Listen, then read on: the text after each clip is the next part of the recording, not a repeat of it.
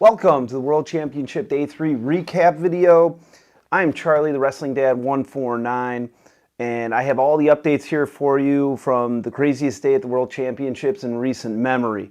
Kyle Snyder and Abdul Rashid Sadulaev both go down and don't make the finals to Tazudinov of Bahrain. Sebastian Rivera makes the finals for Puerto Rico in a crazy semifinal match. Dake and Sidakov, and much more. Before we get started, please go ahead and thumbs up this video, subscribe, and click the bell, as it's the best way to support my channel and continue to get content from me. Okay, so let's jump right in with the big news that was the quarterfinals, which was Kyle Snyder getting tech-falled by Tazudinov of Bahrain, 11-0. So Snyder basically got crotch thrown or chest wrapped and thrown twice for 4 points to go down. He got chest wrapped once, and then he gave up a 2-point exposure, and then got chest wrapped and thrown again for the match to end about 1 minute into the second period. He challenged the second one and ended up losing 11-0. That's I don't know how many time world and Olympic finalist, world and Olympic champion, going out in the quarterfinals against a relatively unknown wrestler from Bahrain. A lot of people know about him now. So we hit that match, and then everyone's super worried because that young man then has to wrestle Sadulaev in the semifinals. And Sadulaev has not lost a wrestling match in 6 years since he lost to Kyle Snyder. So nobody really thought that Tazudinov was going to be able to pull this one off to beat the two best in the weight class, two of the best pound-for-pound wrestlers in the world back-to-back. And, of course, he ended up doing just that. It was crazy the way that it happened, but watching Sadulaev's quarterfinal match, he almost got upset as well in the quarters. He was down 4-2, and with about, 5 or 10 seconds left, he ended up getting an exposure to win his quarterfinal match by criteria. So he had a super close quarterfinal, so it was kind of like, all right, he's looking a little vulnerable here. I was like hopeful that maybe this kid could pull this off. I keep calling him a kid because he's only 20 years old as well, so he is super young. So the future is very bright for the Bahrainian. I think that's what you say, Bahrainian. I'm not really sure. Tazudinov. So very nervous going in, able to watch the match. And he absolutely kicked Sadulaev's ass too. I mean, he beat up Kyle Snyder, but he beat the crap out of Abdul Rashid Sadulaev as well. Sadulaev was unable to defend the scrambles like he normally does. The Bahrain wrestler was able to hit a double right to a lace early in the match in the first period to go up 5-0. He had also scored a step out earlier in the match. Or I'm sorry, not a step out. He had a shot clock point earlier in the match. Sadulaev was trying to chest wrap and he was pressuring in hard, trying to roll Tazudinov through, but ended up not being able to do so. Later in the match, Tazudinov was able to get another step out, kind of off a shot, where Sadulaev again was trying to chest wrap, and then he was able to get one more takedown, which was kind of a go behind, and Sadulaev basically said his neck was hurt, and I timed it. In real time, between the time the match stopped and Sadulaev said he was hurt, and they raised Tazudinov's hand, was 49 seconds. So, injury default, you never want to see it. Always concerned for wrestler safety, but in my opinion, the chances that Sadulaev is actually hurt are very low because he stood next to the guy while he got his hand raised. 49 seconds total time between injury and defaulting out. I would expect Sadulaev to kind of be the guy where he would not default out of a match unless he's being carried off in the stretcher. So I just think that he knew he was down. He knew he was not going to be able to come back, and he just broke and gave up. And it's always easier to have an excuse, say I was hurt, rather than actually take the L. Not trying to take a shot at Sadulaev necessarily, but he doesn't lose a lot. So I wonder how much that feeling or how much pressure he's feeling, if that just got to him and he just felt like, I got to get out of this situation. I just got to get out of here. I'm melting down, and maybe mentally broke and just, threw in the towel. So it was an unbelievable performance by Tazudinov, who will be in the finals at 97 kilograms. He's got to be the odds-on favorite to win this thing, even though he came in as a relative unknown. Now, everybody knows that he is a Dagestanian. I'm not exactly sure how he ended up in Bahrain or wrestling for Bahrain, but I've seen some pictures that have surfaced of him and Sadulaev. Apparently, he trained at Sadulaev's camp growing up, or his club growing up, so he actually has known Sadulaev for a long time. Good luck to him in the finals. He's going to be fun to watch for the next, hopefully, long time, next, 7 to 10 years, I hope. My guess is that it is unlikely that Sadulaev will wrestle against Kyle Snyder in the bronze medal match. Kyle Snyder does need to win one repechage match before he would see Sadulaev. I do think Kyle will win that match. I'm not really super concerned about it, but I don't think Sadulaev will step on the mat. I think that based on what happened today, he's not going to go back out there. He's going to say that he's too injured to continue. The only way I can see him getting out there is if somehow the Russian coaches convince him, you need to do this for Russia because we need to qualify the weight for the Olympics and we don't want to have to go some other way to do it. But again, Sadulaev has not lost in 6 years, so he might just say, I don't care, I'll just go qualify the weight at a different tournament. So we'll see what happens with that. I would love to see the Kyle Snyder-Sadulaev match. However, Sadulaev, whether he's hurt or not, I doubt. Is he 100%? Is he as trained as he normally is? I don't think he's in the best shape right now physically. I don't think he was as ready for this tournament as he normally is for any other event. Would it be fun to see Kyle, get a W over Sadulaev? Of course. Is it an excuse? No. You got to be ready for the World Championships no matter what. That's just part of the wrestling culture. But it would be even better to see Snyder come back next year, beat Tazudinov and Sadulaev, and win the Olympic gold when they're both at 100%. So that's just my feeling, whether the match happens or not. I hope Kyle Snyder comes in, takes that bronze, qualifies the U.S. for the Olympics, and brings home a medal. All right, moving on to 65 kilograms. Nick Lee was the U.S. rep. He dropped in the quarters to the returning gold medalist, so that's pretty much the guy, if you do lose, you want to lose to. From Iran, Amuza Khalili. He lost 7-4. Amuza Khalili drops his next match in the semis to the gas tank of Hungary, Musakayev. So Nick Lee is out of the tournament. He will not have a chance at repechage, so we will have no medal at 65, and we are not qualified for the Olympics at this point. However, Sebastian Rivera of Northwestern and Rutgers, by way of New Jersey, is in the finals representing Puerto Rico for tomorrow. He beat Tavanyan of Armenia in an absolute second period shootout. I have the match notes here with me. So early on in the match, Tavanyan hit a post high C to a double leg, and Rivera gives up a step out from a quad pod position. He fought very hard not to give up a takedown there. So Armenia was really early on relying on a lefty post, and Rivera also then gave up a shot clock point a little later in the first to go down 2-0 at the break. Armenia, after the second period, came out trying to extend the lead a little bit.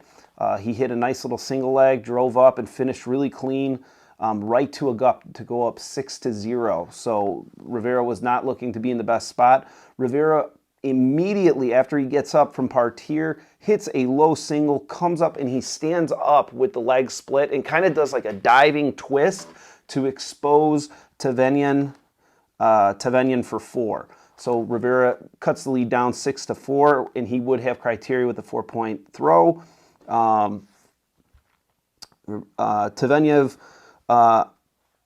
Rivera shoots on Tavanyan again and looks for a go behind to a reshot single, and Tavanyan ends up getting the reshot takedown to go up 8-4. Tavanyan shoots on Rivera, Rivera gets to his front headlock, steps out of bounds, 9-4 Tavanyan. So even though Rivera had come back really quick, he ends up being down 5 again with 1 minute left in the match, 9-4. Rivera hits a double out of bounds, but no points, and Tavanyan takes a long time to get back to the center. He looked totally gassed.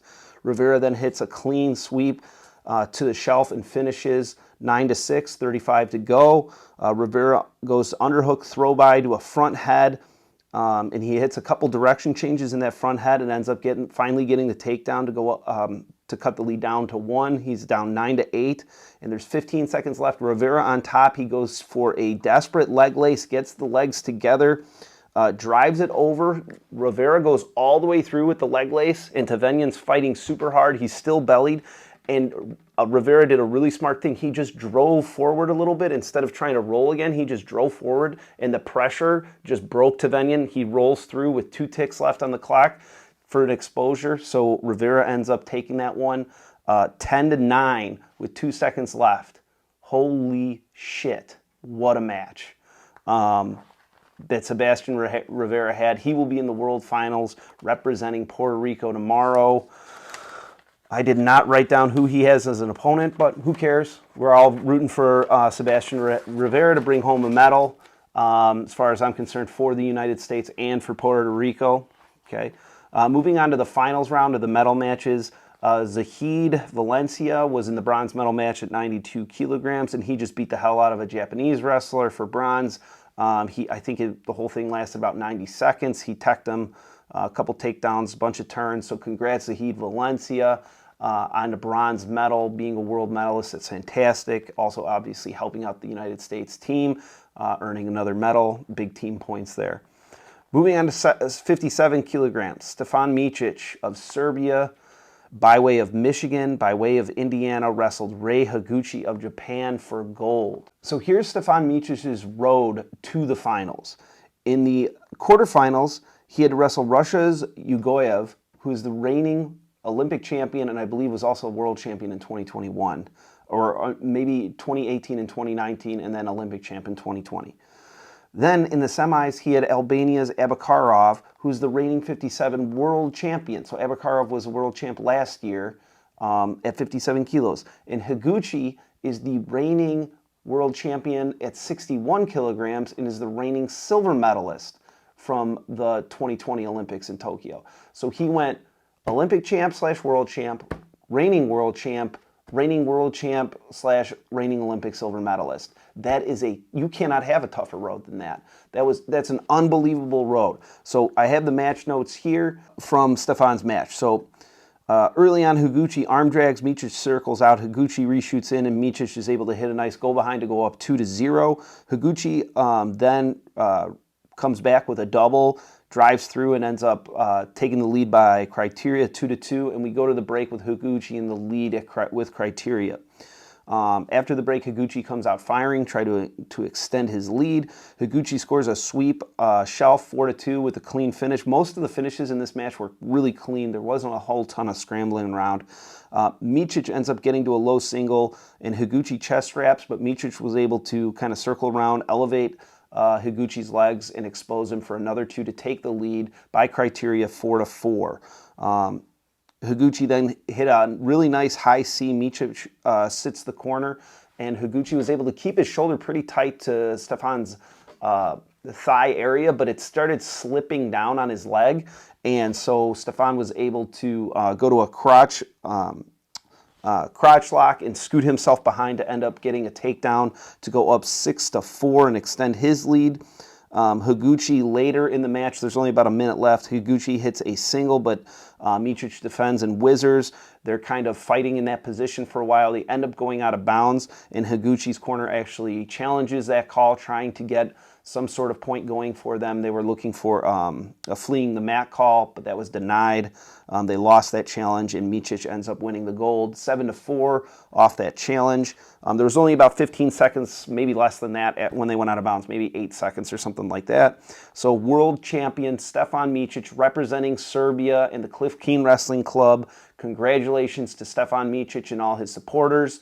A huge Cliff Keen Wrestling Club guy. Sean Bourmet ran a club here in Illinois that I was part of, so it's always cool to have Michigan, Sean Bourmet kind of things, positive things happen for him and that team, just because I have a little connection there. So congratulations to all those guys, and especially, of course, Stefan Micic, world champion. Moving on to the main event of the evening, which is Kyle Dake versus Zarubek Sidakov at 74 kilograms. This was the match that at least every American has been looking forward to, and I'm sure all the Russian wrestling fans have also been looking forward to it, to see these two face off after Kyle dropped his semifinal match in the Olympics, so they did not see each other in the Olympic finals. So early on in the match, Sidakov was really heavy on Dake's head. I really have never seen anyone move Kyle Dake's head like that. It looked like he was really getting him bouncing. Sidakov ends up scoring first with a shot clock point by controlling the center a little bit better. We go to the break 1-0. And then early in the second, Sidakov shoots in. Dake goes double unders, pushes Sidakov to the edge and on his knees, and then lifts him up with the double unders and pushes him out, and ends up getting Sidakov off his knees on his toes and gets a point for that. So Dake takes the lead 1-1 by criteria. And then Sidakov hits a high C and he splits Kyle's legs, so he can't really get much pressure from his chest wrap. Kyle tries to crotch lift but loses it, and Sidakov ends up getting the takedown almost out of bounds to go up 3-1. Dake then hits a beautiful high C, ends up getting his head pushed in, and goes to a sweep shell finish to take the lead again by criteria 3-3. There's under a minute left when the big exchange happens between the two world champions. Sidakov gets to his high C. He splits Kyle's legs again. Kyle chest wraps and rolls, but on the first roll, Kyle exposes, but Sidakov does not. He was able to post off his head. They say in the same position, Sidakov's got a high crotch with his shoulder tight. Kyle's looking for like a crotch lift, chest wrap position. He's able to pull Sidakov over. Sidakov kind of hops over Kyle's body to expose Kyle again, but he's able to freeze Sidakov out on his back to get two of his own. So right there, at that point, Sidakov has 2 exposures, making his score 7, to Kyle's 1 exposure, making his score 5. And then Sidakov comes out on top to get the score to be 8-5. Now, Kyle challenges that call, and they look at it for a super long time. And they go back, they look at it. It was initially called 7-3. I'm sorry, it was initially called 7-3. I thought it was 8-5. And Dake challenge, he wins the challenge to make it 8-7. So initially when I was saying it was Dake chest wrap and tries to roll Sidakov through, both guys it was called 2-2 after the review. So Dake got an exposure, Sidakov got an exposure. And then the next roll through was also 2-2. Sidakov got an exposure on Dake, and then Dake got an exposure on Sidakov. Then Sidakov comes up on top, and so they say that Sidakov earned a reversal for that, giving him an extra point to make it 8-7, which I thought was kind of best scenario for Kyle Dake. I really thought that first exposure to me just didn't look like it was there, but they gave it to him. They said it was, and the refs know better than I do, so I'll take their word for it on that one. Okay, so there was 28 seconds left. Kyle came at Sidakov trying to work for a push out or a go behind.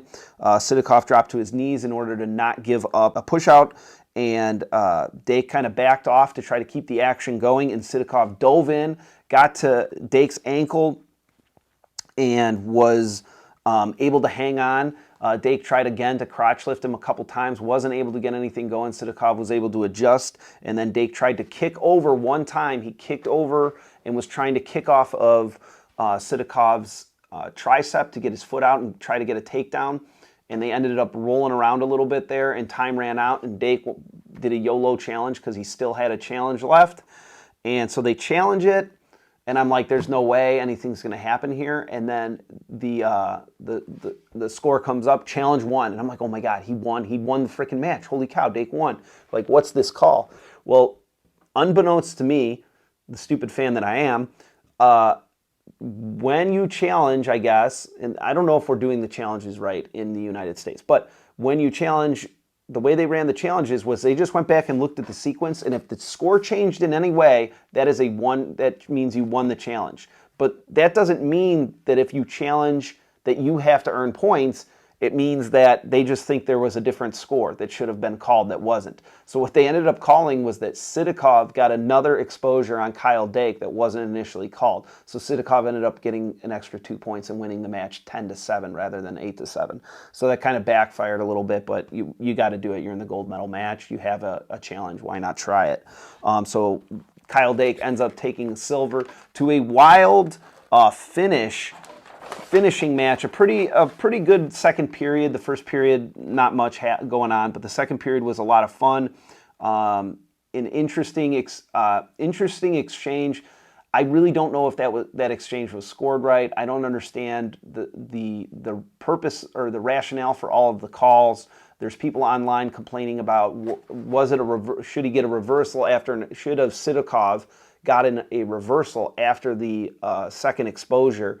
And the way I feel like I've seen international wrestling is if one guy gets an exposure, let's say blue exposes red, and then red, they wrestle around it, and red comes up on top, red would get the 1 point for a reversal, even though technically blue never had control, they just exposed. So I didn't see any issue with that call, but other people are saying that's not the way they've seen it called, so I don't know if I'm making things up in my head or if other people just wanted Kyle Dake to win. But either way, that's the way they called it, and that's the way it stood. Kyle Dake, world silver medalist this year, to Zarubek Sidakov. Hopefully we get to see that match again next year in the Olympic finals, and we can see Dake really turn it on him. Of course, Dake will still have to make the team, and there's a couple people at least that think that Dake won't make the team. So we'll see what happens with that. Thank you for joining me on this video. Please check out my other recaps from days 1 and 2. Again, give the video a thumbs up, subscribe, and click the bell. It's the best way to support my channel and help it grow, and I'll see you on the next one.